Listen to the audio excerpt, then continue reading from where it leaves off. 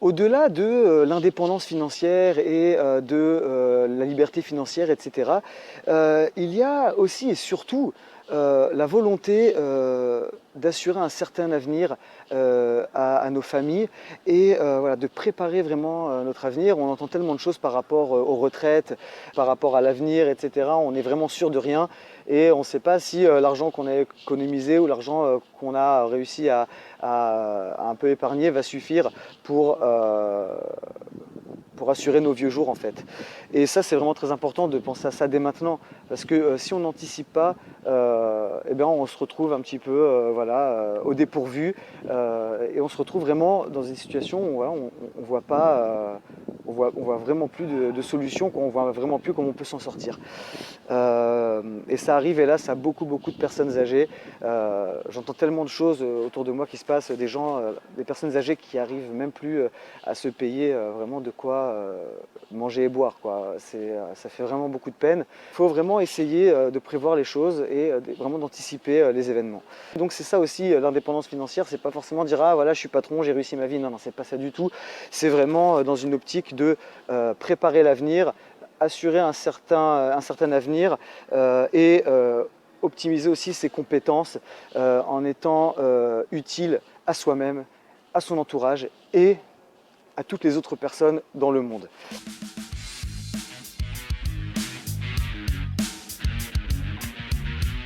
Bon, parfois, je me pose la question, je me dis mais pourquoi je travaille autant d'heures pour mettre un petit peu d'argent de côté, de l'argent qui dort et qui perd de sa valeur chaque jour en fait.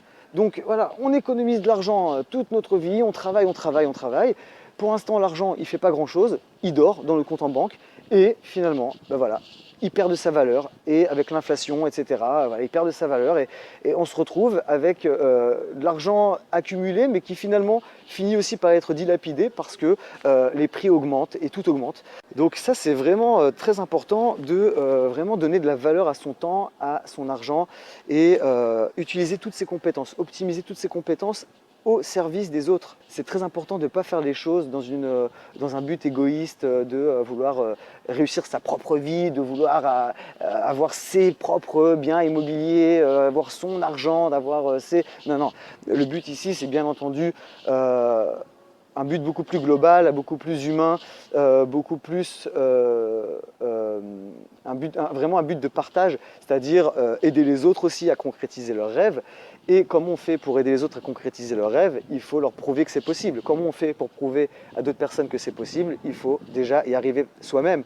Et pour y arriver soi-même, il faut être prêt. Il faut être prêt psychologiquement et il faut être prêt aussi techniquement. Pour ça, il faut trouver des solutions à chaque problème et c'est pour ça qu'il faut une très bonne préparation psychologique. C'est très important d'être très bien préparé psychologiquement. C'est un très gros travail sur l'esprit. Il faut vraiment faire un vrai travail sur soi pour se préparer à toute éventualité, vraiment essayer à chaque fois d'être critique, mais à chaque fois d'être assez positif et motivé pour à chaque fois trouver d'autres angles, d'autres solutions. Et pour ça encore, c'est toujours la même chose, comme j'en avais parlé dans la précédente vidéo, il faut beaucoup de formation, beaucoup de documentation, être très curieux, voilà, être très curieux, développer sa curiosité. Dès qu'on voit un truc, dès qu'on entend un truc, une opportunité, quelque chose, voilà, vraiment regarder, s'intéresser, écouter ce que les gens ont à dire et essayer d'en prendre de la graine.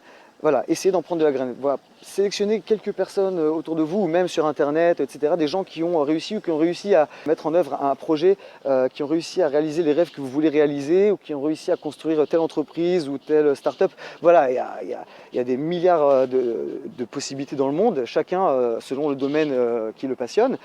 Et en fait, en regardant tous ces gens-là, en essayant de les copier, puisqu'en fait ce monde-là c'est qu'un copier-coller en fait, chacun copie et colle ce que les autres font, ça a toujours été fait et ça continuera à se faire. Le tout c'est de ne pas voilà, empiéter sur le travail des autres, vraiment utiliser ses propres compétences, ses propres expériences et son propre savoir pour voilà, faire les choses différemment des autres et apporter en fait quelque chose de différent aux autres, du fait que chaque personne en fait est différente, donc on apporte un peu de notre différence aux autres, on fait don aux autres de notre personnalité en fait, de qui on est.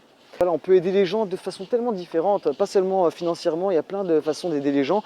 Et lorsqu'on a du temps pour le faire, lorsqu'on a une certaine indépendance financière, une certaine liberté financière, on a beaucoup plus de temps pour aider les autres. On a beaucoup plus de temps à consacrer aux autres. Et c'est ça dont je parlais tout à l'heure, en fait.